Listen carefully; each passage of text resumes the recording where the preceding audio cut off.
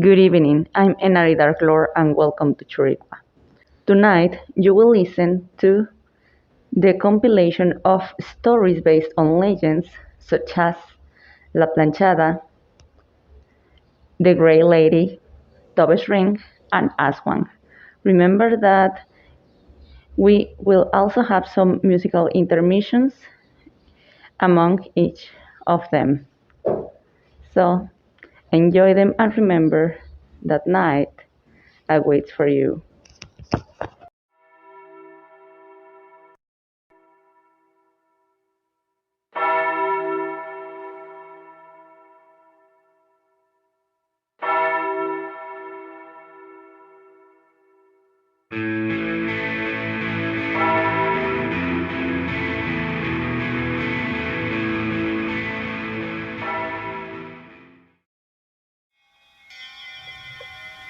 Good evening. I'm Enari Darklord and welcome to Churikua. I'm from Querétaro. There's no doubt that there are stories that we have heard since we were children, and some others that no matter if I'm from here, I didn't know them, and at the end, in one way or another, I hear them all. Some time ago, I was having health issues. I was taken to the emergency room due to appendicitis. I was less than a year working, and fortunately, we had work insurance. I remember it was chaotic. I was in a bad condition. I lost consciousness after arriving at the hospital. I didn't know what else happened to me until I woke up after the surgery. My family let me know that I was in critical condition and I was close to dying during the surgery. Actually, I was told after the surgery that I had few possibilities of living. My family was very desolated. However, the weirdest thing was that a very careful and kind nurse arrived at night. Her clothing was the tidiest, cleanest, and iron anyone else could see, different from other nurses. She had a big smile, a ray of sunshine from those that make you forget about how bad you feel. It is said that she took care of me dutifully, checking the time, the medicine, and care were done at face value. This nurse took care of me just for 2 nights. The first one, the night I had my surgery, and the second was the following night. Meanwhile, I was unconscious. I went from critical to steady in the first night. On the second, I was able to meet her. As I was told, she was young, very kind, and we were talking about the weather and some common issues. I didn't have the chance to ask her name because as soon as the checkup finished, she left. I realized that even though she has skillful hands, she was cold. That was something that caught my attention. After a certain time that nurse left, another one arrived. This had a this one had a uniform that was the same as the others, and she came to do the checkup, but I told her another person did it. After that time, during my short stay, I didn't see her again until I know, thanks to my family, my mother told me that the second nurse was talking to a doctor, telling her that she arrived late with me and that someone else did it. But the strange thing was that she was the only one who was in charge of that area in that shift. This immediately reminds me of La Planchada legend, or Iron Clothing Nurse. There are several versions of this, but the most common says that she was excellent in her profession, using an uniform tidy, clean, and ironed, and due to this point she received that alias. She died, of course, and here there are different versions. Some of them says that she committed suicide because of her unrequited love for a doctor. Some others that she just died fulfilling her functions.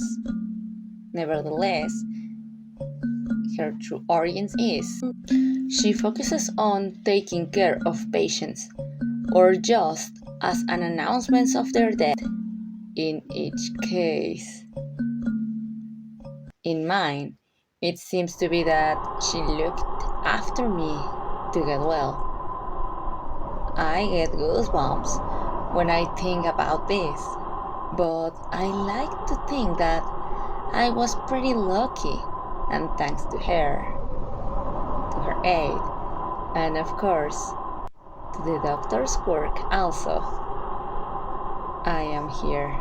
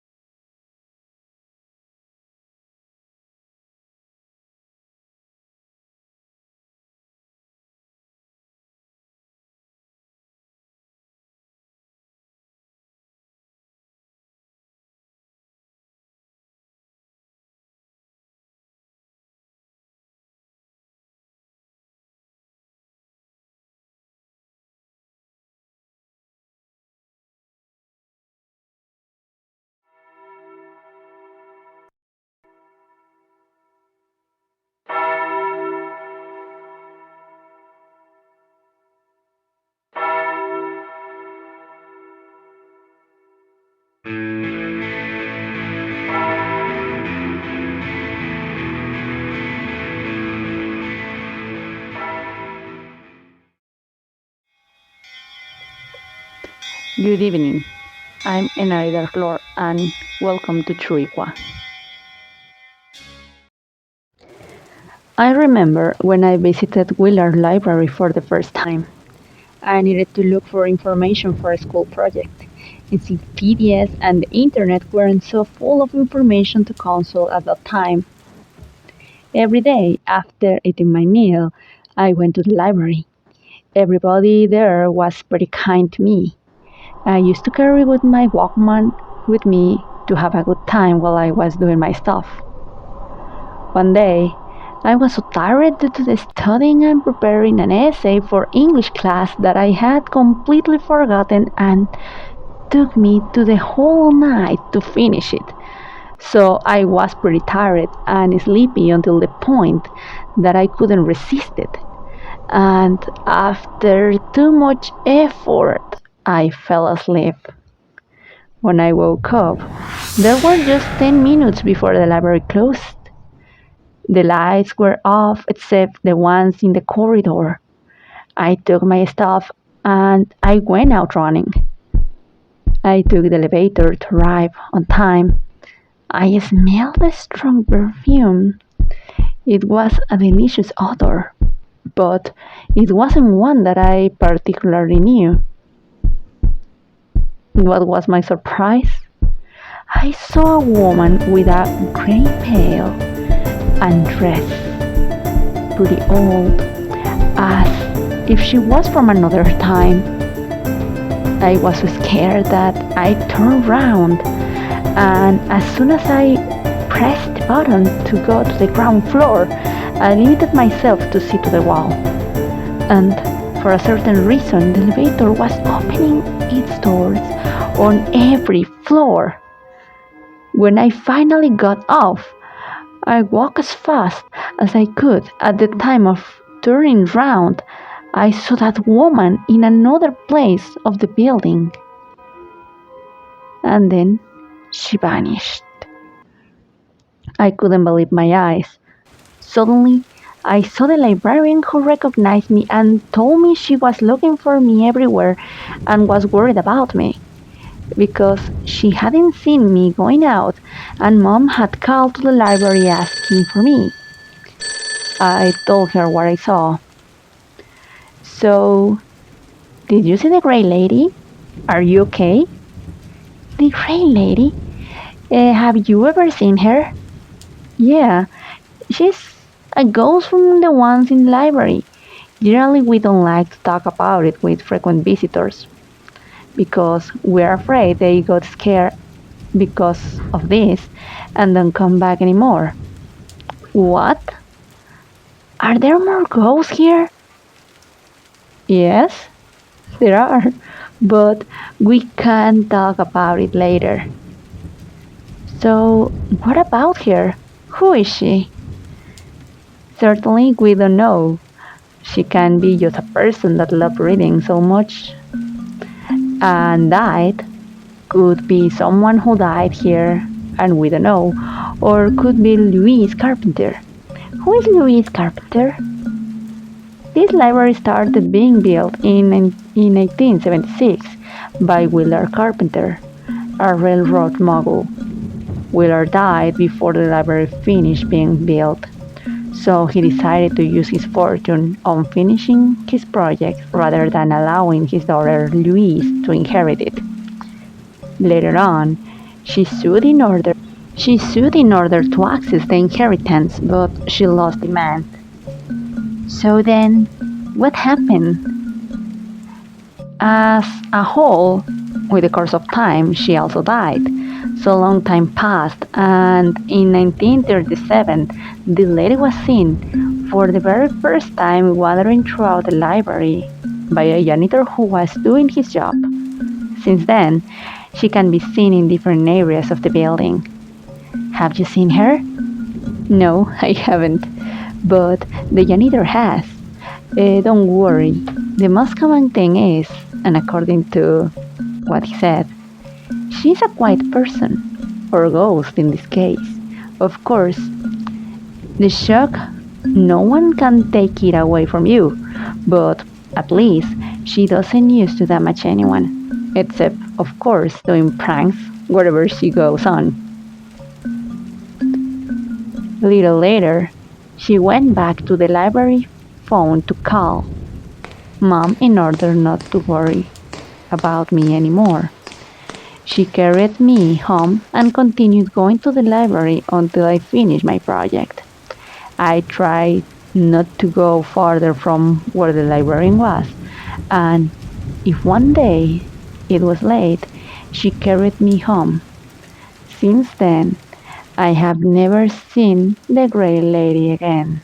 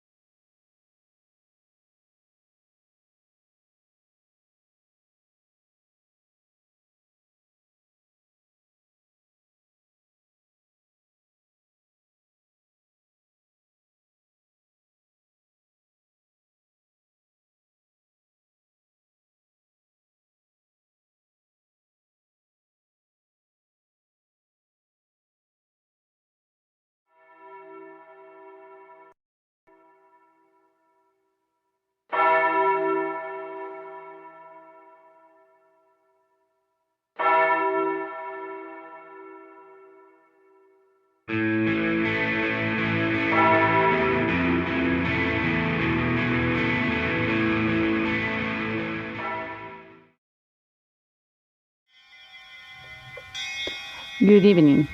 I'm Enarida Flor and welcome to Churikua. How wonderful it is to see people around the world being fascinated by the Vikings. We all know gods such as Thor, Loki, Odin, among others, but the story that today I will tell you is somehow different. I remembered when I heard about it for the first time. I was around 12 or 13 years old. My family wanted to go on vacation to Elsinore, of course, visiting Guru Lake and the castle. On the shore of the lake, there was an old man who was saying to me that the lake was very beautiful and was the most beautiful in the nation and from all around the world. Something that I just agree with in order to avoid any conflict. Later on, he congratulated me and praised me for my great answer and left. For me, it was weird and bizarre until I went back and heard the legend of the castle. The legend is about the King Valdemar. He loved his daughter Tove enormously. She was his biggest treasure. The kingdom loved her. The tragedy didn't take so much to arrive to end with this love and happiness because Tove died. The king, in his dismal delirium, requested to embalm her and asked her to rest in a room next to his. Every night he went to wish her good night, something that made the people from his court disagree enormously. Later on, the squire came in stealthily and realized that the remains already had a very beautiful ring on her finger. It is said that this was a present from the queen and Valdemar's wife to her daughter. He took the ring from her finger and suddenly all the commitment to her just dismissed, and seeing what he was doing was inappropriate and giving her the correct funerary ceremonies instead. The square became a more important member among the ones in court, and having Valdemar's reliance and interest became notorious. He finally became the right-hand man and counselor of the king. Nevertheless, the remorse was heavier than his regards, and finally he went to the Guru forest and threw it away. Even though there are rumors about the ring ending in the lake, the king, as in the previous time, lost his big interest in the square and went to the lake. He requested to build a castle in front of it, and it was so big his fascination to the place that he admitted and shouted out that his castle and its surroundings were more beautiful and amazing than Valhalla itself. Yet his words, Odin cursed him to live forever on those lands without moving to another place until Ragnarok starts. When I heard this story, I couldn't avoid thinking on that man. At the beginning, I thought it was a beggar or a wanderer or a person who was really drunk or insane, speaking nonsense because of the alcohol or because of his own mind problems. The truth is that explanation is much better than thinking I was congratulated by a former king who was condemned to stay on that place until the doomsday. And with some doubts surrounding my mind, if that ring is real, what would happen if someone find it out and decide to wear it? And if you were the one who finds it, what would you do?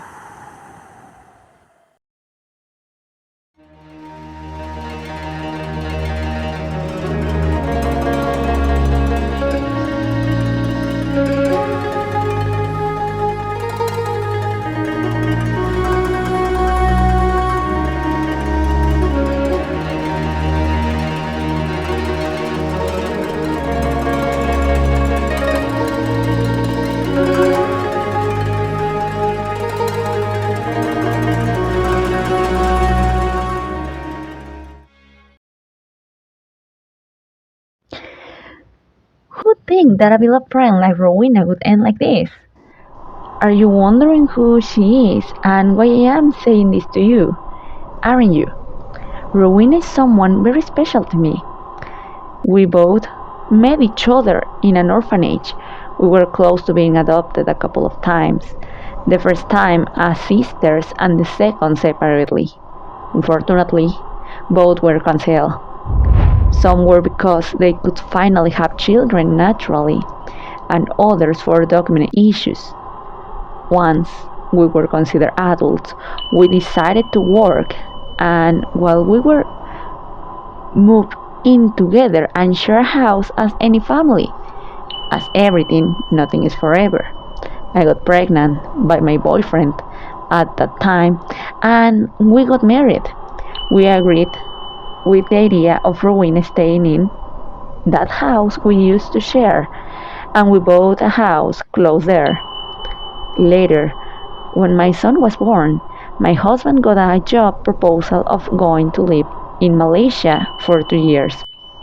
She had recently met someone, a gorgeous man called Renante, who had widowed little before. There was something strange, something made me feel unrest. Nevertheless, we wished her the best before leaving. Both got married, and of course, we went to the wedding. Something happened with her. I saw her differently.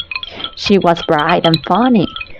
With me, she had always been like that, but at the time she was nervous and shy. I didn't like her attitude, but she looked happy even though I was told they could not have children. When we came back, we heard on the local news that there were many children losing their life, and it wasn't due to an illness. It was an entity that ended with them. People was claiming that everything was because of the Aswang, creatures that here in Philippines are feeding from livers and hearts from the victims, that most of the times were children. They also had the ability of turning on animals, such as bats, boars, cats, and their favorite, black dogs. The first time I realized Rowena didn't cook with salt or garlic. They didn't have any religious image either. According to her, she had a health issue that didn't allow them to eat that, but I couldn't avoid thinking about the time we went to a party at the edge of the city. I saw something weird at night. I saw a board with red eyes. A little later, I saw a woman crying out and screaming that her child had disappeared. Then his remains were found, and due to that bad condition of his remains, the liver and the heart were missing. I became scared when I saw that because my son was in danger. What I didn't imagine was that I knew that creature. Little later, I saw a boar running around and disappeared. It hid among the plants. I realized that boar was Renante, and sometimes I used to see a cat with red eyes running around with more dire news. At the end, I confronted Rowena about all this. I told her I fear for her and for our son. She, so appointed, told us the truth. Both were the Aswang surrounding the region. According to her words, we and the neighbors were safe because, as a rule, they didn't attack those that are close to them. She turned into one once she got married with Reinante, and he was turned into one by his first undiluted wife after getting married. Rowena said that the first Reinante's wife was attacked by a relative of one of her victims during the day. They can die as any other person being vulnerable during the day. The last time I saw her alive was before their accident. They were traveling on their motorbike and a trailer crashed with them. Reinante died immediately and Rowena in the hospital. Her absence was noticed immediately because there weren't any more creatures threatening that part of the city for a certain time. I miss Rowena and I'm sorry about what she turns into. Now, more than before, I continue missing her and loving her. Goodbye, my dear Aswang.